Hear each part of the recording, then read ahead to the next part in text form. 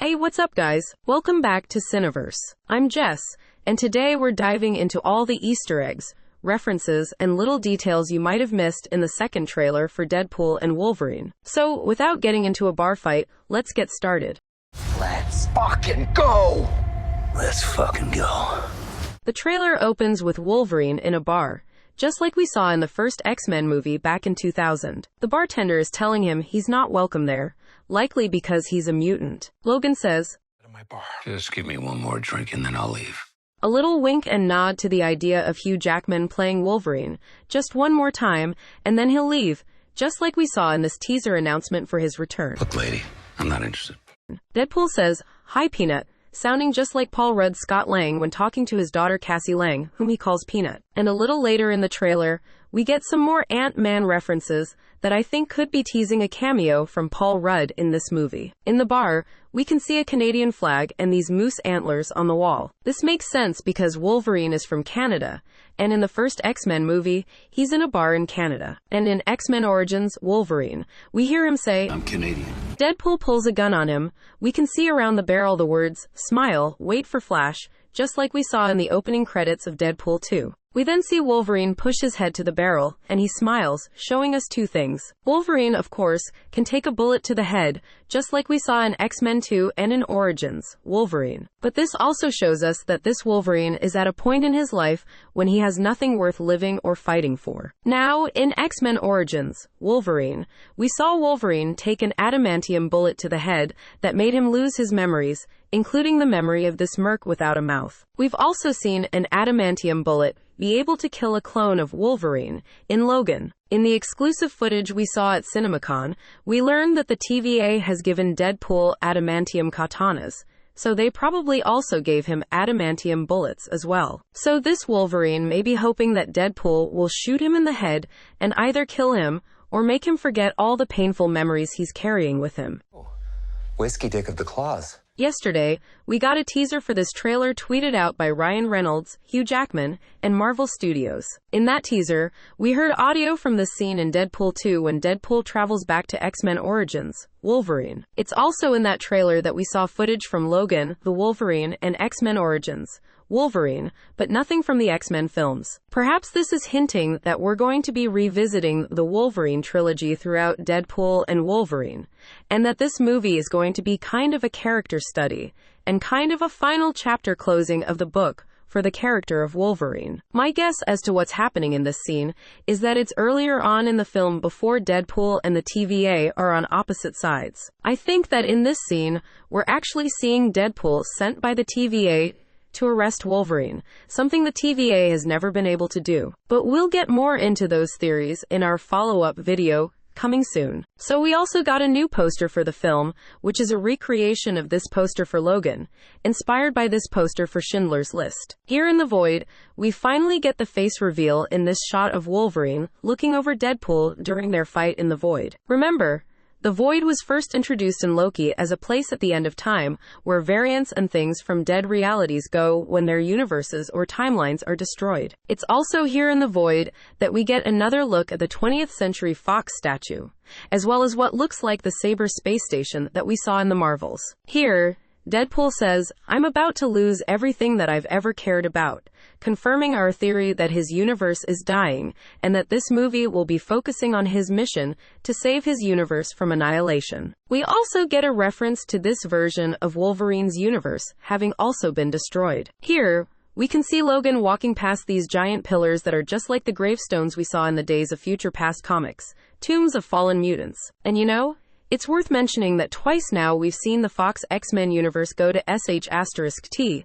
with many mutants dying, and Wolverine being one of the few remaining survivors. In the Days of Future Past movie, we witnessed an apocalyptic future that Logan was able to fix. But just a few years later, he finds himself in yet another apocalyptic future, with most mutants being dead once again. It's almost as if his timeline is written to end with a mass extinction of mutants. Perhaps his many attempts at trying to save mutant-kind eventually led to the destruction of his universe. Here, we can see that Mr. Paradox has been punched in the nose. My guess is by Wolverine. We also hear Paradox say, "This Wolverine let down his entire world. This might confirm the long-rumored plot of Secret Wars, where chosen ones from specific universes serve as anchor points for their realities. Without them serving as heroes, their realities will fall. Next, we get to see some very violent segments from Deadpool and Wolverine's fight. When Wolverine tells Deadpool, "Go F*** yourself," that reminded me of this scene from X-Men First Class when he said the same to Magneto and Professor X. Deadpool says that he doesn't know anything about saving worlds. This is a reference to not only him trying to save his universe, but also him feeling like he's not a good superhero. We know that in the beginning of Deadpool and Wolverine, we'll learn that Wade has retired from superheroing, and now he needs what he views as a real superhero in Wolverine to help him save the day. And it's important to remember that Deadpool in his first two films has always idolized Wolverine, so it's fitting that Wolverine is the hero that Wade has turned to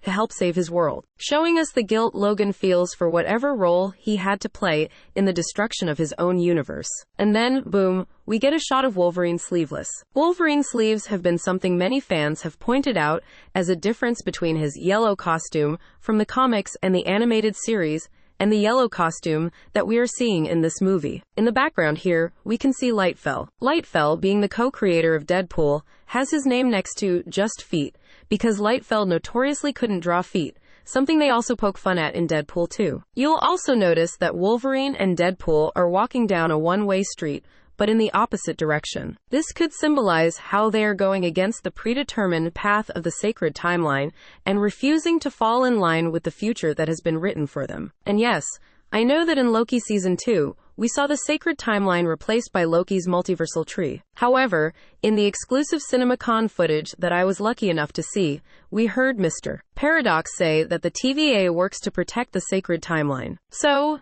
this could all be taking place prior to Loki upending the sacred timeline. Here, Deadpool says, "You were an X-Man. You were the X-Man."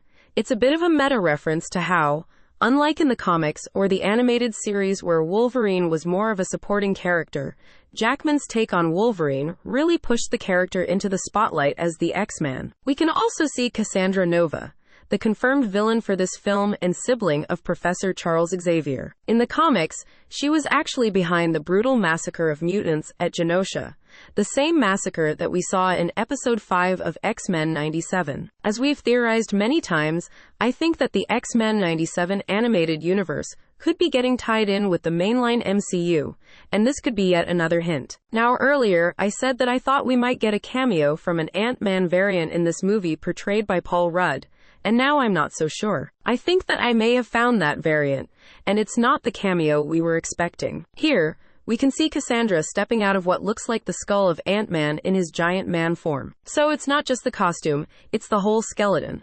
Here, we can see his top row of teeth, and Cassandra is living within a cerebrum, just like Charles Xavier spent most of his time in Cerebro. Cerebro allows Charles to enter the minds of mutants and humans from great distances. Cassandra shares that same power as Charles, so it's fitting to see her living inside someone's skull. We also spot Elias, the big purple cloud monster we met in Loki Season 1.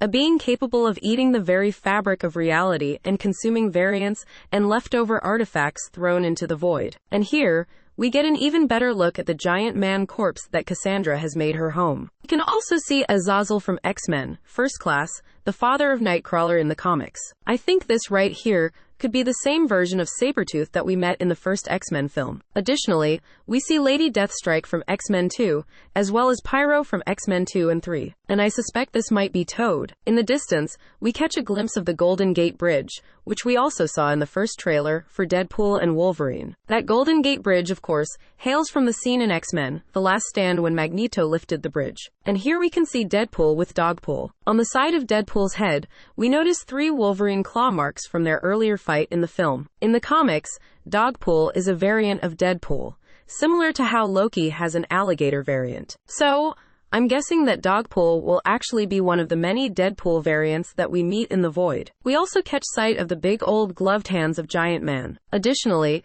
Cassandra shows off what appears to be telekinetic powers as she takes on Wolverine, or perhaps she's simply in his mind, controlling him that way. Deadpool and Wolverine jumping into a freaking mystic arts portal. The burning question, who's casting the portal? Is it Doctor Strange? Wong? Could it be Forge? We did see Forge using mystical arts similar to Doctor Strange in episode 6 of X-Men 97. Do I know you? Well, that's it for the breakdown. Let me know if I missed something in the trailer in the comments. Thanks for sticking around for this video, and I hope you enjoyed it. Make sure to hit subscribe as we dive into the world of movies. This is JC Ye, signing off in another video. Until then, stay fabulous.